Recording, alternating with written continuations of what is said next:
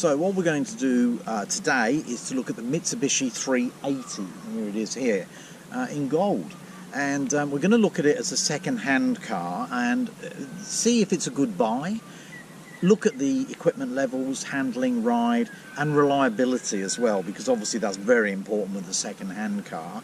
This particular model is a 2008. It's a Series 3, so it's one of the last ones that was made by Mitsubishi in its Adelaide factory. So let's get on board and see how the car goes and see if it is a good buy second-hand. Mitsubishi 380, interesting car.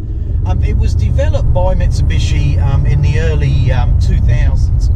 And it ran until, well, it was built from 2005 up until 2000. Now let's take a bit of a walk around the car and have a look at it. Look, it still looks pretty modern to my mind, and I really do like the tinted windows. They were an extra cost option when the car was new. Very neat 17-inch alloy wheels as well, and a large boot, which is great, so really good for families. Again, look, I think it looks really great in gold as well. It's got a lovely look to it. It's actually one of the last models that they made, and what you have to think about is that at the time this car was made, it's classed as a large car, large family car. When it was made, the cars that were really topping the charts were the Holden Commodore, the Ford Falcon, to a lesser extent the Toyota Camry. So Mitsubishi thought they were on a really good thing coming into this market, because it was buoyant, it really was. But the problem was, when the car came on stream and was being made, the market really did shift. People were favouring smaller cars, medium-sized cars, and certainly it was the beginning of runaway sales of SUVs, the sports utility vehicles. And they now top the charts. In fact, in Australia, the biggest selling vehicles at the moment are utes. It's really gone full circle. So the Mitsubishi came at really an awkward time for the company.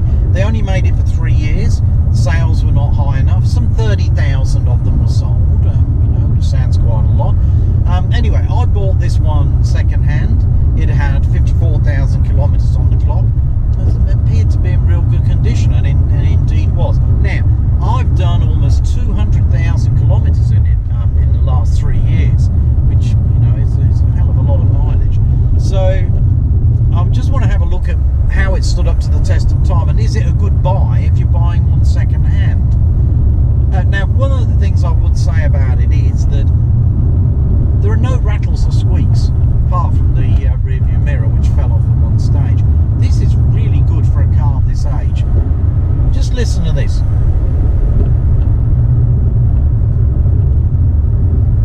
Nothing but the engine and the wind noise. So, that's pretty impressive. It also feels very taut. It's always felt good. It handles well.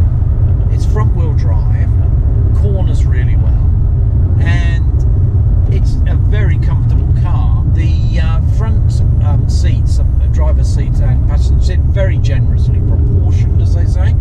Very comfortable on long journeys. Pretty much almost as good as a Mercedes seat. Mercedes seats are interesting because they're very hard and yet prove to be very comfortable on a long journey. These are not hard, they're pretty soft, they're okay, but they're very well supported, very supportive. And so the driver's seat has electric adjustment, fore and aft and up and down, which is great. Backrest is a manual adjustment, and you've got a lumbar port adjuster as well. Passenger seat, no electric on that, but there you go. It's got electric windows all round. It's got air conditioning, climate control. It's a really efficient system, really good actually. Also, there's plenty of room in this car. In the back, I'll show you some video of that later on. In the back, there's loads of leg room, and it's a very wide car as well, which is good. So the proportions are great. For a family car, it's an excellent proposition. It's not that heavy on fuel. It's got a 3.8 V6 engine. The Holden Commodore did have a 3.6 litre. So this one's slightly bigger. It's a lovely engine. It really is. It's very silky smooth, as I say. Accelerates really well. I'll do a little bit of film as well about the acceleration, because that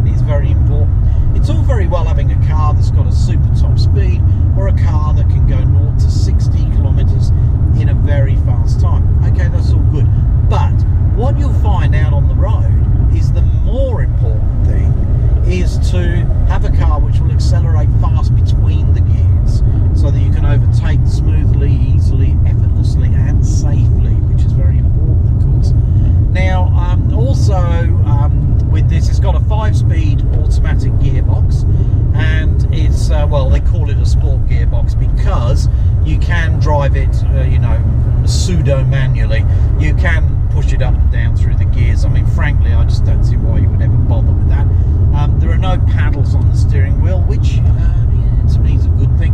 Not a lot of clutter. Now, in terms of safety equipment, one of the things it was criticised for when it first came out was its relative lack of safety features. Now, it's got airbags, it's got side airbags here in the seats, and front airbags, of course, so fair enough. It's also got anti-lock brakes, but pretty much every car's got those now. It's also got a traction control for the front wheels. It's front-wheel drive. And they don't skitter about too much, and you know, the traction control helps a little bit if you're pulling away at high speed in wet weather, so not too bad. I think though that, you know, it could have things like stability control. It doesn't have that sort of thing, so if you're in an emergency situation, you know, a lot of it's pretty much down to you, frankly. But there we are. But look, I like it. I've always liked this car. I've had many cars in my life, and as a motoring journalist I've driven hundreds of cars, and this is one of my favourites. It really is. I love the combination of comfort, performance. It's reasonably fuel economical as well, particularly on longer runs. Not so great round town, but not bad at all. You're talking about 11.9 litres per kilometre, which is you know, is quite a lot, I suppose. Anyway, let's have a little bit of a look at acceleration, because as I've said before, it's not so much how fast the car goes really at 0 to 60, it's how it speeds between gears. So let's have a look at this. So what are we doing now? We're doing 30 kilometers an hour. Let's put the foot flat down and see how we do up to 100.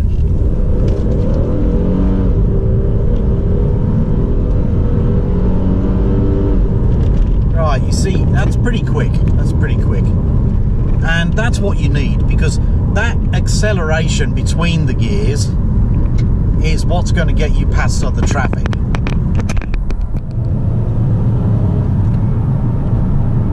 So what I would say is, if you want a car that's a good family cruiser, this is a really great car. And the thing is, let's say this has got slightly less kilometres on it. I mean, at 200,000, it's going to be worth around about $3,500, $4,000. I mean, that is really good value. Okay, you need to know the car at that sort of kilometres. There may be something wrong with it.